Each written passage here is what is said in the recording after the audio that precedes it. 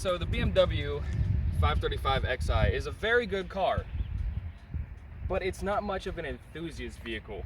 It's got a 3-liter V6, or not a V6, sorry. It's got a 3-liter inline 6 with a turbo. Makes around 300 horsepower, not too bad, right? And it's got X-Drive. So if you're in a wet parking lot like this, it doesn't exactly want to get the tail end out, which is somewhat disappointing, but it's X-Drive, what do you expect? The interior is very comfy. The ride is very smooth in comfort mode. It's everything you expect from a BMW, pretty much. The broke my wallet car, essentially. I don't have anything bad to say about this car, except the turn signal stock and the windshield wiper stocks are very weird. I'm not used to them because they just go straight down, they don't hold in place or anything like that.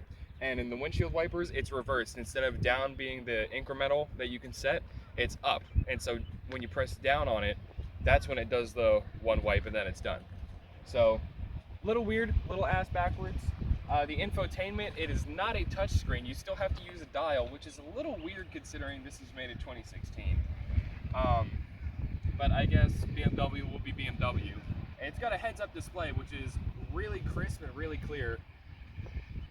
All in all, this car is really nice. The backup camera is really good quality, especially for this year. So I have no issues with that. The sensors all work perfectly great.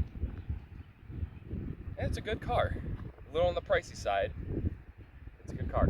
Even though the trunk space is fairly decent, it is hard to fit me in there. I get cramped. And I have fit in the trunk of a Honda Civic fairly easily.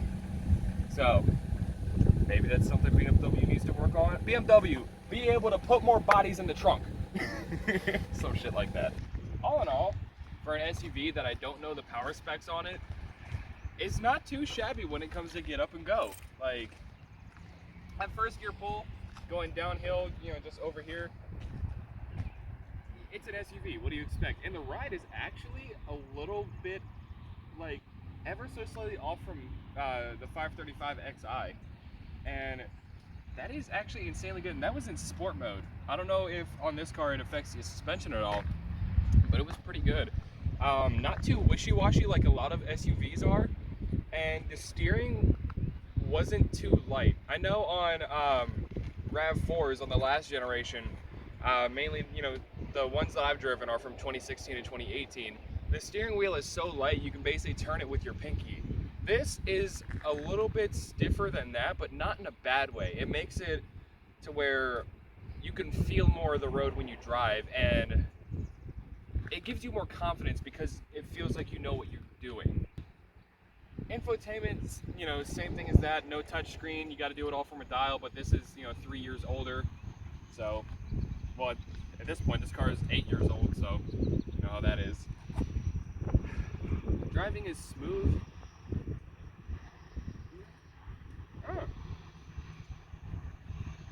All in all, it's a good little SUV. I can't complain.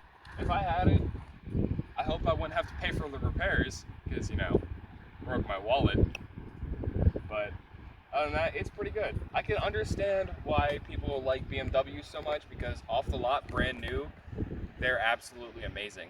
Like, not top of the line, but definitely better than, the average everyday Nissan Altima or, Toyota Camry, something like that. These are, steps ahead, as they should be, because of the price point on these, which, again, I don't know how much this was when it was new, because we didn't do that much research. This was spur of the moment, just winging it, like I usually do. So, you know how it goes. Anyway, thank you so much for watching this quick review. My name is Ruski Mike, and I'll be seeing you. Take it easy.